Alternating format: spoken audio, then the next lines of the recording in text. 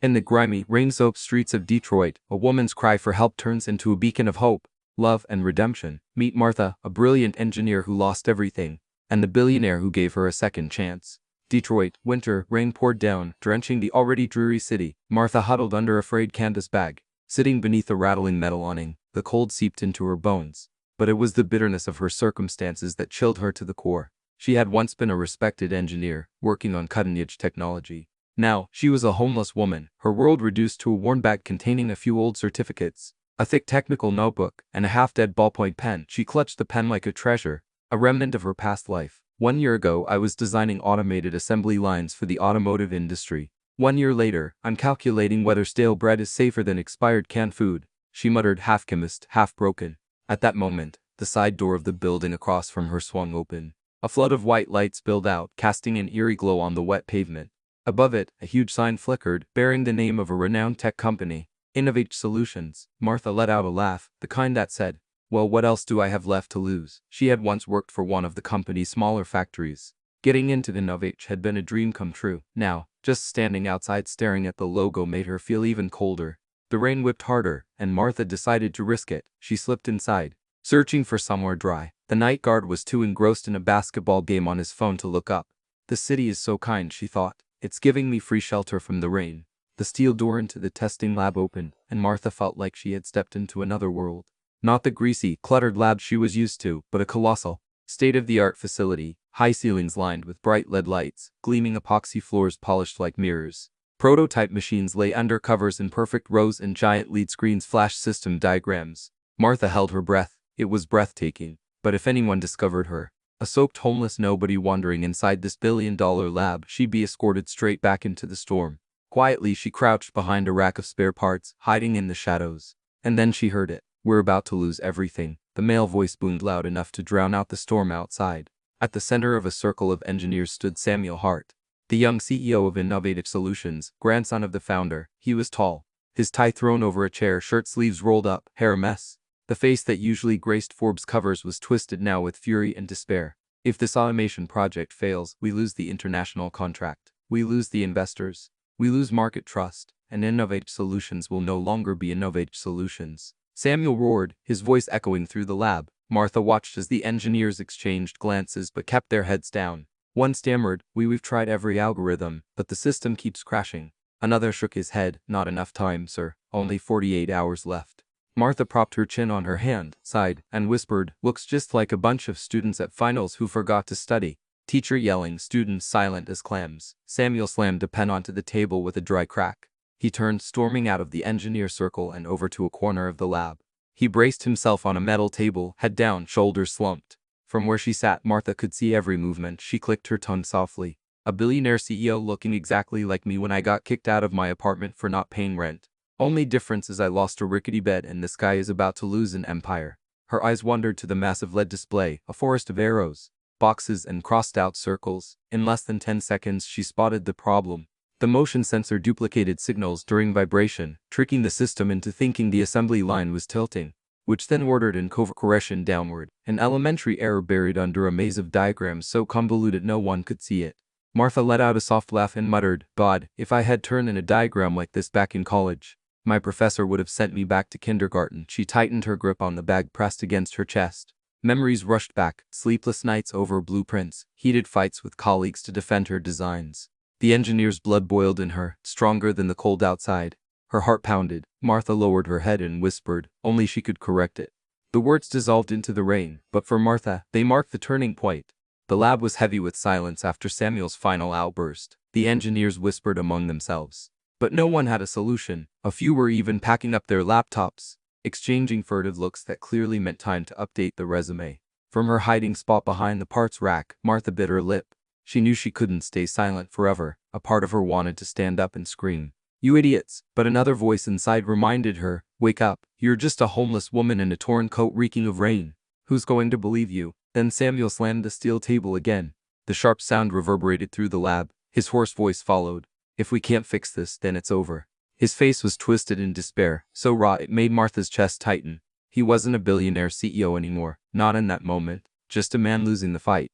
Crushed by theories and pressure, Martha drew in a deep breath. "Well then, one gamble. At worst, I'll be thrown back on the street. And the street, I know it well enough. She rose to her feet, tugged at her frayed coat shoulders, and walked toward the meeting room at the edge of the lab. Knock, knock, knock. The sound echoed, startling the entire room into looking up. The door swung open. Martha stepped inside. What a sight she must have been. Gray coat ripped at the hem, hair plastered wet from rain. She was swishing water with every step. If someone had said the janitor had wandered in by mistake, everyone would have believed it. Sorry, Martha forced a smile, her voice raspy. I couldn't help overhearing. Sounds like you've got a problem with your automated steering sensors. The room erupted in laughter. An engineer with slicked back hair and glasses sneered. Well, look at that. We found ourselves a new expert, a homeless woman. Another chimed in mocking. Or maybe she misheard automated as autopilot. The laughter grew, echoing like jeers. A few even raised their phones, secretly recording the scene for entertainment. The night guard rushed forward, grabbing Martha's arm. You're not allowed in here outside. Now, before I call the police. Martha squirmed, trying to keep her smile even as her heart pounded. Hey, relax. I'm not stealing, not breaking anything. I just spotted an error, that's all. Out, the guard barked. He yanked her toward the door. At that very moment, Samuel lifted his head. He had heard everything. Wait, his voice was low, hoarse, but carried absolute authority. The room froze. Samuel stepped closer. His eyes scanned Martha from head to toe. Her shabby clothes, her rain-soaked hair, but her eyes still burned bright. He had probably never seen anyone look so out of place in his billion-dollar lab. You said you saw the error? Samuel asked, every word deliberate. Martha swallowed hard. Yes, I think there's a feedback loop in the motion sensor.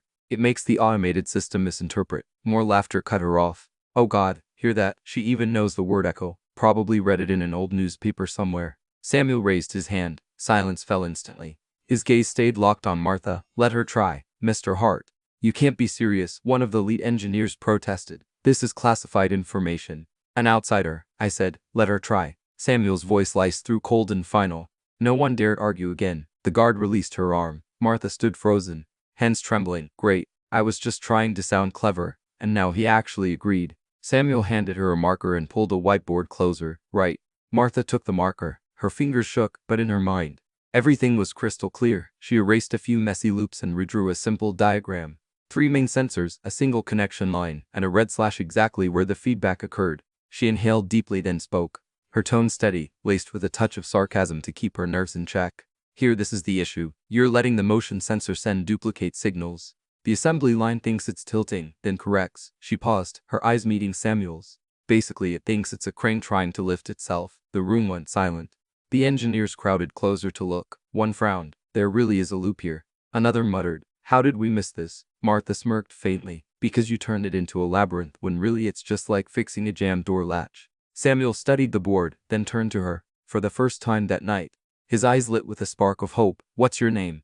Martha blinked. Harper. Martha Harper.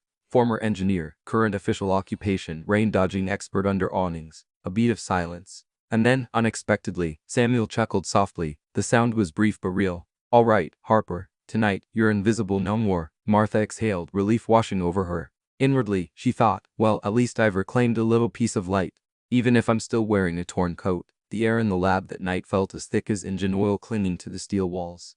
The makeshift war room was now packed. Senior engineers, night shift guards, even a few office staff who had stayed behind out of sheer curiosity. Every eye was fixed on the central simulation screen where Innovatic's virtual assembly line was about to make its first test run after Martha's revised diagram. Samuel stood at the front, arms folded tightly across his chest, fingers digging into his own arm until they turned white. He looked like a general about to march into his last battle. His eyes focused on the screen. Martha kept to the back corner, her soaked coat draped over a chair, revealing a faded t-shirt with the words, NASA, need another 7 attempts. She smirked to herself. Yeah, that fits me. Always failing 7 times before pulling off one success. A young engineer's hand shook as he pressed enter.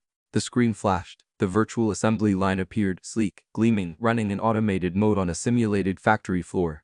Its wheels turned smoothly, sensor data sprawling across the dashboard. Everyone held their breath.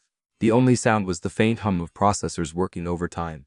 10 seconds, 20, 40. The assembly line still glided steadily. No more tilting. No more jerking up like a crane trying to lift itself. Someone gasped. No way. It's actually holding. Another whispered quickly. Wait. Last time it ran fine for 20 seconds, too, then. But this time, there were no sudden jolts, no flashing red alerts, just a straight path. A steady assembly line. Signal so stable it was almost boring. 1 minute to 5. The war room was dead silent except for the pounding of hearts. Samuel stepped closer to the screen as if his eyes couldn't believe what they were seeing. He double-checked the data, then checked again. The sensor signals were perfectly stable. No loops, no glitches. An older engineer hissed under his breath. That damn feedback loop. We spent 3 months and never caught it. She found it in 3 minutes. Slowly, every gaze in the room shifted toward Martha. She stood with her hands stuffed in her pockets, trying to look casual, though her heart was racing, feeling the weight of their stares. She shrugged. What? You're looking at me like I just hacked NASA. I only corrected what was right in the first place. You buried it under so much clutter that the system went nuts. Silence. Samuel turned back, his eyes carrying something rare, deep gratitude. His voice was trembling slightly but firm. You just saved my company. The words hit like a hammer. Some engineers gaped, others stared down at the table, ashamed of having mocked her moments ago. Martha smiled faintly, but it was a smile with more sadness than joy. It was so much more than just saving the company. She had earned a little bit of respect back. It was the first step back to being who she was. The engineer in her had never left. It was just waiting for a little bit of luck and a chance to prove it.